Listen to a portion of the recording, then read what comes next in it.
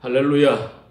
오늘은 사무엘하 16장 5절에서 14절로 십자가 사랑, 행복한 삶이라는 제목으로 하나님 말씀을 증거하겠습니다. 하나님의 사랑은 십자가의 사랑입니다. 십자가는 무엇입니까? 예수님 당시 로마의 흉악한 죄인들이 받는 사형당하는 그런 사형틀이죠. 십자가 행불입니다. 최악의 저주입니다. 이 저주를 예수께서 우리를 위하여 저주를 받은 바 되사 율법의 저주에서 우리를 속량하셨다고 갈라디아서 3장 13절 말씀하고 있습니다. 율법의 저주, 죄와 고통, 사망의 저주에서 우리를 속량하신 줄 믿습니다. 이제는 저주는 끝이 나고 사망이 끝이 난 줄 믿습니다.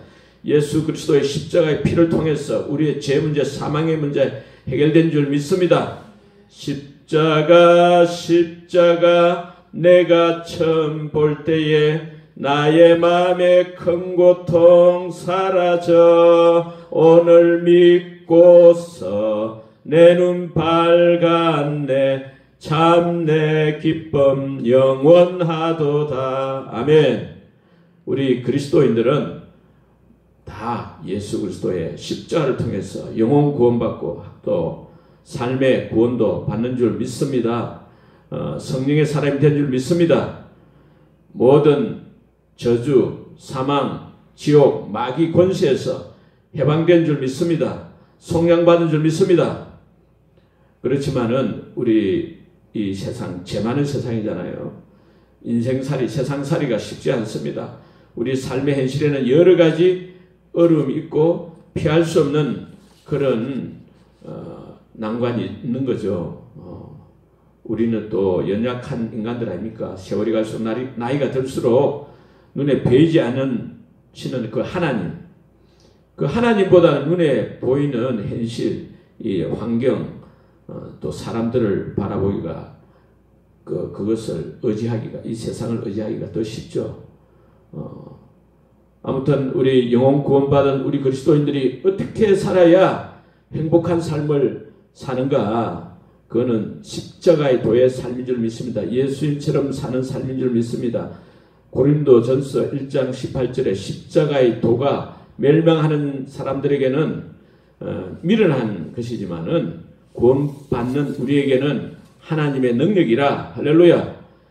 그리스도인들은 우리 인간의 능력으로 사는 것이 아니라 하나님의 능력으로 살아야 진짜 행복한 삶이 되는 줄 믿습니다. 하나님께서 내가 이새의 아들 다윗을 만나니 이는 내 마음에 합한 사람이라. 내 뜻을 다 이루게 하리라. 그래서 다윗은 하나님의 마음에 합한 자, 하나님 마음에 맞는 사람이었습니다. 그래서 하나님께서 다윗을 통해서 하나님의 뜻을 다 이루시려고 하셨습니다. 하나님께서는 그래서 다윗을 이스라엘의 왕으로 세워주셨어요. 사울 왕을 이어서 이스라엘 왕이 되었습니다. 그러나 이 사무엘하잖아요. 11장에 나와 있듯이 다윗이 왕이 되어 하나님의 은혜로 왕국이 번영하고 평안해지니까 어땠습니까? 다윗은 하나님 중심 삶, 그 기도와 말씀으로 하나님과 교제하는 그런 삶은 차츰차츰 멀어지고 또 그게 사라진 거예요. 자기도 모르게 서서히 자기가 주인 되고 자기가 하나님 돼가지고 자기 마음대로 육체의 욕심대로 인간적인 생각, 수단, 방법으로 삶을 삶으로써 결국 하나님께 범죄했습니다. 그러니까 어땠습니까? 다윗이 군대 가서 지금 전쟁터에서 한참 고생하는 충신 우리아의 아내 바세바를 탐내가지고 간음했습니다. 그런데 바세바가 임신을 하게 되니까 바세바의 남편 우리아를 전쟁터에 불러내가지고 우리아와 그 아내와 잠을 자게 이제 해가지고 간음죄를 숨기려고 했죠. 완전 범죄를 노렸죠. 그러나 그 잘 안 되거든요. 우리아가 이게 자기 집에 안 들어가고 자꾸 성 밖에 다른 군사들하고 잠을 자는 거예요. 그래서 다윗이 우리아를 불러가지고 맛있는 음식을 대접하고 술을 잔뜩 먹여가지고 술을 취하게 만들어가지고 해도 안 내려가는 거예요. 집에 안 가는 거예요. 바세와 동침을 하지 않는 거예요. 그러니까 다윗의 업무 계획대로 안 되는 업무 그 계획대로 안 되니까 결국 우리아를 전쟁터로 다시 보내가지고 우리아를 교묘하게 적군의 칼에 죽게 만들었습니다. 다윗이 결국 간음죄, 살인죄를 범한 것입니다. 그런데도 다윗은 그런 죄를 회개하지 않았습니다. 그러자 하나님께서 어떻게 하셨습니까? 분노하셨죠. 비록 하나님께서 나단 선지자를 통해 가지고 다윗의 범죄를 지적했고 다윗은 또 회개했지만은 회개했죠. 회개. 내가 여호와께 죄를 범하였나이다 했지만은 결국 그 하나님은 그 죄 지은 것에 대해서 이 삶의 그런 엄청난 그 범죄의 결과가 오는 거죠. 다윗이 삶에 엄청난 시련을 당했지 않습니까? 다윗의 인생살이 중에서 그런 고통스러운 시련은 참 힘든 거죠. 엄청난 시련을 당했습니다. 우리가 비록 용구 받았지만은 이 삶에서 범죄하면 하나님 원수 우리의 대적 마귀가 합법적으로 역사하는 거죠. 비록 다윗은 이스라엘 왕으로서 건세와 부귀를 누렸지만은 집안에 막 살인 사건, 강간 사건이 일어나고 또 이 아들 압살롬이 그런 아끼는 아들 압살롬이 반역을 일으켜가지고 지금 집안이 엉망이 되고 나라까지 지금 위태롭게 된 거죠. 그래서 지금 사무엘하 16장 오늘 말씀에 압살롬의 그 반역 때문에 다윗이 피난 가고 있는 중인데 이 피난 중에 베냐민 지파 사람 시므엘이라는 사람이 나타나가지고 다윗을 향해서 또 그 일행들 많은 장수들 백성들 있는데 그런 사람들 있는데 다윗에게 저주를 막 퍼붓는 거예요. 뭐라 퍼붓습니까? 7절에 피를 흘린 자여 사악한 자여 가거라 꺼져라 가거라 꺼져라 그러죠. 살인자여 꺼져라. 그러면서 네가 사울 족속 모든 피를 여호와께서 내게로 돌수다. 그를 이어서 네가 왕이 되었으나 여호와께서 나라를 네 아들 압살롬의 손에 넘기셨도다. 보라 너는 피를 흘린 자이므로 화를 자초하였느니라 하면서 막 돌을 던지고 막 티끌을 날리고 막 그렇게 저주를 퍼부었습니다. 시므이가 난데없이 나타나가지고 갑자기 막 비열하게 많은 사람들이 보는 앞에서 이 왕인데 왕 다윗에게 돌을 던지고 욕설을 해야 되는 거죠. 다윗은 어떻게 했습니까? 지금 자기 아들 압살롬 그 반란 때문에 죽을 지경 아닙니까? 마음이 너무너무 괴롭고 답답해서 울고불고 지금 맨발로 도망을 가고 있는 것입니다. 이 피난길에 앞으로 이 나라가 어떻게 될지 불안하고 두려운 마음이 가득한 거 아니겠습니까? 거기다가 덮친다고 불난데 기름 붓는다고 이게 지금 막 시므이가 계속해서 이 다윗을 따라오면서 욕을 하고 돌을 던지고 티끌 날리고 있는 것입니다. 다윗 입장이라면 여러분 어떻게 하겠습니까? 야 괴로워 죽겠는데 미치겠는데 이 시므이 니 오늘 잘 맞아서 한번 죽어볼래? 하면서 화를 낼 것이지 않겠습니까? 화를 내겠죠. 그런 상황 속에서 다윗 옆에 있던 이스라엘 그 장군 아비새가 어떻게 말합니까? 9절에 스루야의 아들 아비새가 왕 다윗에게 여짜오되 이 죽은 개가 어찌 내 주 왕을 저주하리까? 청하오니 나로 건너가서 저 시므이 머리를 베게 하옵소서. 그렇게 하잖아요. 그런 말할 때 여러분 다윗의 입장이라면 어떻게 하겠습니까? 야 고맙다.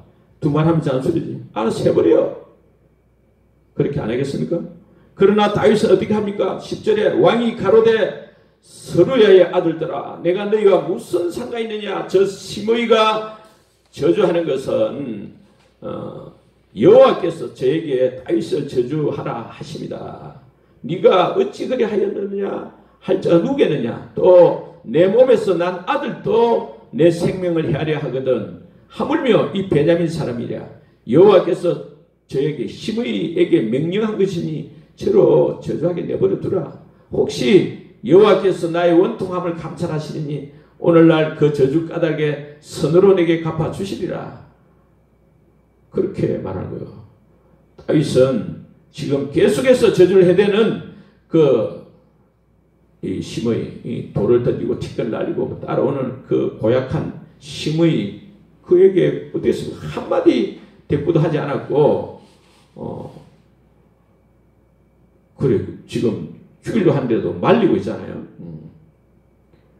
다윗은, 그래도 왕이잖아요. 도망하긴 하지만 아직 왕이고, 지금 장수들, 용사들도 있고, 권력을 가진, 절대 권력을 가진 왕인데, 이 심의 이걸 처리를 하지 않고요. 지금 아무 상관이 없는 심의가 와가지고, 이 많은 군사들, 백성들 앞에서 자기를 모욕하는데도, 그 모욕을 받아들인다. 바본가? 힘이 없는 무능한 자가 아니잖아요. 오늘 골리앗도 물리친 용에서 장군인데 이 다윗의 마음이 도대체 어떤 마음이었을까? 지금 나를 향해서 퍼부는 약한 말에 대해서 아무 말이 없는 거, 이거는 예수님의 십자가의 마음인 줄 믿습니다. 자기 감정, 자기 생각이 죽어진 마음, 다윗의 마음은 오직 하나님만 바라보는 마음이었어요. 할렐루야. 왜 그런가 하면 하나님이 저주하라고 명령했기 때문에, 하셨기 때문에 이 심의 저 사람이 나를 저주하고 돌려주는 거다, 이렇게 생각하는 거죠. 상대방이 나를 괴롭히는 거 우연이가 아니고 하나님이 다 쉽게 사는 것이다. 이게 무슨 뜻인가? 이 세상에는 우연이라는 없다는 겁니다. 다윗은 이런 일이 다 하나님의 절대 주권 속에서 일어나는 일이라는 말입니다. 아비시가 깜짝 놀랐을 거 아닙니까? 아이고, 왕이시여, 하나님이 계신다면 그냥 저 심의 모욕하는 심의를 놔두시겠습니까? 언제 하나님이 심의에게 그런 저주하라고 명령했습니까? 그래 아니겠어요? 심의도 놀랄 거 아닙니까? 심의도 깜짝 놀랐겠죠. 심의, 하나님 나한테 그런 말, 저주하라는 말 안 했는데 이렇게 안 하겠어요? 또 하나님께서도 깜짝 놀랄 일이에요. 내가 언제 심의에게 다윗 너를 저주하라고 시켰냐? 이렇게 말씀 안 하시겠습니까? 하나님. 아무튼 다윗은 이 현실, 이 눈앞에 일어나는 모든 관계를 결코 우연한 일로 생각하지 않았습니다. 모든 관계, 궁극적인 관계, 근원적인 관계는 하나님과의 관계라고 생각했습니다. 항상 하나님의 절대 주권을 생각하는 다윗이었습니다. 지금 바로 눈앞에 보이는 원수 같은 그 사람을 생각하고 분노할 수 있는데도 다윗은 육신의 눈에 보이는 그 사람보다는 눈에 보이지 않지만 만사를 주관하시는 절대 주권의 하나님을 더욱 생각했습니다. 인간의 생사화복을 주관하시는 하나님만 바라보았습니다. 너무나 황당하고 억울한 일을 당하더라도 쉽게 분노하지 않았습니다. 감정의 노예가 되지 않았습니다. 하나님과의 관계 속에서 생각하니까 인간적으로 생각하지 않았습니다. 여호와께서 저에게, 저 심의에게 명령하신 것이니까 그가 나를 저주하게 내버려 두라. 다윗은 감정도 없으니까, 자존심도 없으니까 다 있죠. 그러나 다윗은 정말 대단한 거죠. 하나님의 명령이 아니고서는 저 심의가 나한테 그럴 수 없다는 거예요. 다윗의 마음은 자기 생각, 자아를 죽이는 예수님의 그 십자가를 통해서 하나님만 생각했습니다. 예수님은 십자가에 매달려 붉은 피를 흘리면서 고통당하셨지만은 그 원수들을 미워하거나 복수하지 않았죠. 그런 마음이 전혀 없습니다. 원망부백이 없습니다. 오직 하나님만 바라봤습니다. 예수님께서는 오히려 원수들을 위해서 기도했습니다. 아버지여, 저희를 사하여 주옵소서. 자기 하늘에서 알지 못합니다. 예수님의 마음은 용서의 마음, 사랑의 마음, 원수 사랑이 충만하셨습니다. 오직 하나님 마음이 충만합니다. 하나님만 바라봤습니다. 이 세상의 문제가 뭡니까? 이 세상 사람들은 자기 자신만 생각한다는 것입니다. 자기밖에 모르죠. 자기 가족들만 생각하고 다른 사람들을 사랑해도 어떤 사람을 사랑하냐면 조건적으로 사랑하죠.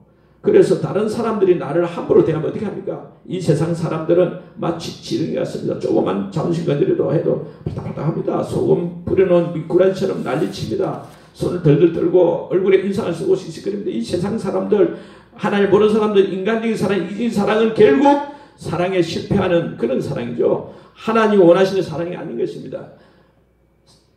상대방이 성질 부리고 악하게 행동할 때 우리 성도들은 어떻게 해야 할까요? 하나님께서 어떻게 하기를 원하십니까? 상대방이 성질 부리고 나를 괴롭힐 때 그때야말로 내가 죽어야 할 때인 줄 믿습니다. 악한 상대방을 욕해버리고 따지고 한 대 쳐 갈겨버린다. 그런 행동 오히려 나에게 해로운 거죠. 저주를 자초하게 되는 겁니다. 내가 하나님께 복을 받기 원하면 다윗처럼 예수님처럼 나의 옛사람을 온전히 십자가에 못 박아야 될 줄 믿습니다. 결국 예수님은 십자가를 통해서 부활 승리하신 줄 믿습니다. 골로새서 2장 15절에 십자가로 승리하셨느니라. 다윗도 자기 자존심 죽이고 자기를 온전히 죽이고 자기 분노의 감정을 죽이고 그래서 오직 하나님 바라보니까 결국 저주가 더 이상 침범하지 못하게 되고 왕위를 다시 회복했고 나라도 안정을 다시 되찾은 줄 믿습니다. 그러나 인간적인 신경에 침범했고 인간적인 논리와 정의를 앞세운 압살롬은 전쟁터에서 무참하게 죽었습니다. 다윗도 한 인간인데 어떻게 그 자존심을 죽였을까요? 사무엘하 15장 3절에 보면 다윗이 감림산 길로 올라갈 때 도망갈 때 그의 머리를 그가 가리고 맨발로 울며 가고 그와 함께 가는 모든 백성도 각각 자기 머리를 가리고 울며 올라가니라 했어요. 다윗은 이 반란이라는 엄청난 현실 앞에서도 울었습니다. 다윗의 눈물의 의미는 뭡니까? 회개의 눈물 아니겠습니까? 또 모든 것을 하나님께 기도로 맡겼습니다. 31절에 여호와여 원하옵건대 아이도벨의 모략을 어리석게 하옵소서. 다윗 자신이 이제는 인생 문제 이거 어떻게 자신이 해결할 수 없다는 것을 알았습니다.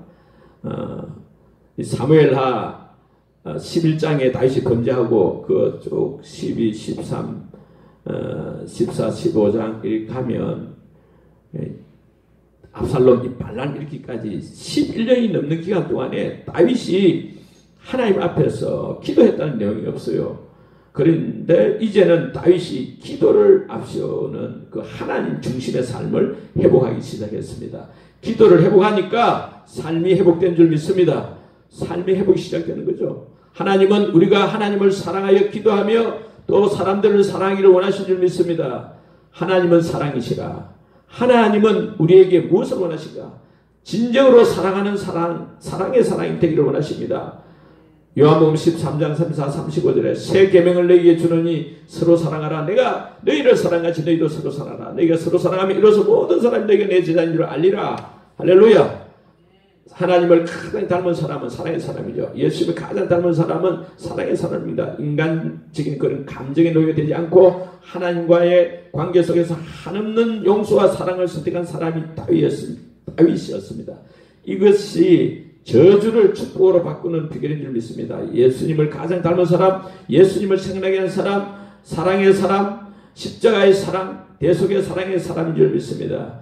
성령 충만한 사람, 갈라디아서 5장 22절 23절에 오직 성령의 열매는 사랑과 희락과 화평과 오래 참음과 자비와 양성과 충성과 온유와 절제니 이 같은 것을 금지할 법이 없느니라. 사랑의 사람, 성령의 열매를 풍성히 맺는 사람, 가장 위대한 사람 아니겠어요? 대속의 사랑의 사람, 아가페 사랑의 사람, 하나님의 사랑의 사람 다 되시기를 축원합니다.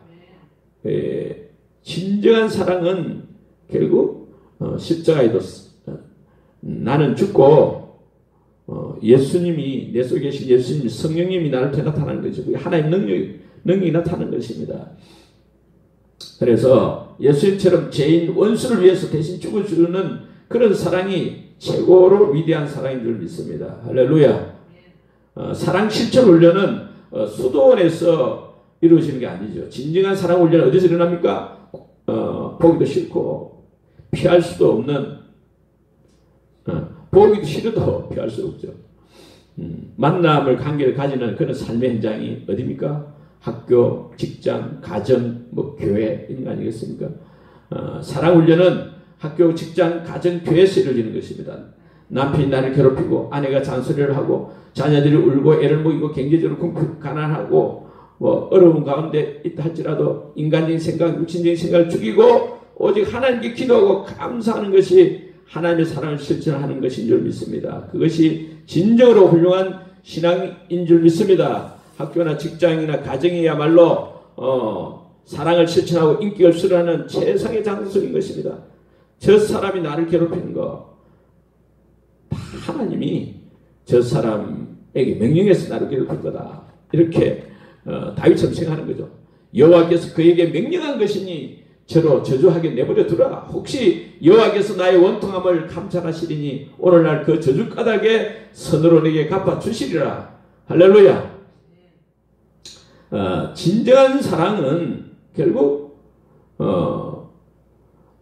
나와 반대되는 사람을 사랑하는 것이, 나를 미워하고 나를 무시하는 사람을 사랑하는 그런 대속적인 사랑이 진정한 사랑인 줄 믿습니다. 나와 반대되는 그 사람을 사랑하지 않는다면 사랑에 성공할 수 없는 거죠. 하나님 보실 때 나와 반대되는 그 사람까지 사랑하는 것이 하나님께서 네가 사랑에 성공했구나 이렇게 보는 거죠. 보시는 것입니다. 주여 나를 사랑의 도구로 써주소서. 아멘. 예수님의 십자가는 예수님이 스스로 선택한 사랑의 선택이었습니다. 오직 절대 주권의 하나님을 바라보며 원수를 위해 자신의 목숨을 내버려 주신 최고의 사랑이었습니다. 이 세상은 사랑을 선택하는 현장입니다. 상대방이 나를 미워 무시하고 그거 내가 어떻게 할 수 없잖아요. 내가 어쩔 수 없습니다. 미움받고 무시받는 거 어쩔 수 없어요. 그러니까 용기를 가져야 돼요. 믿음으로 용기를 가져야 돼요. 상대방이 부담되지 않게 그래도 사랑하고 기다리는 것입니다. 불신자 가족 또 뭐 세상 친구들 그들에게 줄 수 있는 최고의 사랑이 무엇이겠습니까? 그들의 영혼 구원을 위해서 축복기도 해주고 청구할 수 있도록 생명의 복음을 전하는 것인 줄 믿습니다. 정권사라는 분이 있었어요. 지름기도를 책에 보니까 이분이 자기 엄마 영혼을 구원을 위해서 수십 년 동안 기도했는데 엄마는 인물 좋고 머리 좋고 경제적으로 아쉬운 것이 없이 부자인데도 예수를 믿을 생각도 안 하고 예수 믿는 사람들 대놓고 막 욕을 해대고 막 목사님을 쳐다보기를 마치 길바닥에 벌레 보듯이 쳐다보듯이 우습게 여긴다는 거예요. 그래서 정권사는 날마다 새벽기도 나가지고 우리 엄마 예수 믿고 천국에 해달라고 해서 나이가 많아가지고 95세나 됐는데도 계속해서 노골적으로 예수쟁이들 하면서 예수 믿는 사람을 욕을 하고 그러는 거예요. 그래서 너무 기가 차서 이 정권사는 딸이지만은 야 우리 엄마는 아이고 저 창세전부터 지옥 가기로 예정된 사람이면 틀림없다. 그래서 기도도 안 할 때도 있었다는 것입니다. 너무 지치고 낙심돼가지고 그랬다는. 그런데 2012년 9월 9일 날 엄마가 예수를 믿겠다는 거예요. 갑자기 병원에 입원해 있는데 병원에 입원해 있는데 갑자기 혼수 상태가 빠져가지고 밤에 혼수 상태에서 고래고래 고함을 쳤다는 거. 뭐라고 고함을 치느냐? 예수님 제가 잘못했어요. 제가 몰라서 그랬어요. 용서해 주세요. 예수님 막 얼마 동안 그랬냐? 무려 7시간 넘도록 새벽까지 막 다른 사람 잠도 못 자도록 예수님 막 그러다가 그리고 새벽에 일어나더만 나 목사님 모셔다가 세례 받고 싶다 해가지고 그날 목사님 연락하고 오후 2시에 세례를 받고 목사님한테 목사님 제가 어젯밤에 예수님이 계신 곳에 다녀왔어요. 예수님이 제 아픈 것도 다 고쳐주시고 제 죄도 다 용서해 주셨어요 하면서 하염없이 울더라는 것입니다. 정권사의 엄마의 나이가 95세라. 예수 믿게 되고 95세지만은 건강도 회복하고 그래서 너무 감사한 거죠. 펑펑 같이 정권사도 눈물을 흘리고 감사의 눈물을 흘리고 그랬다는 것입니다. 할렐루야. 우리가 이 세상 살면서 어려움이 없을 수가 없잖아요. 사람 바라보지 말고 오직 절대주권의 하나님 예수 그리스도의 십자가를 바라볼 때 진정한 대속의 사랑을 실천할 수 있는 줄 믿습니다. 저주를 축복으로 바꾸는 행복의 주인공이 다 되시기를 주의 이름으로 축원합니다. 아멘.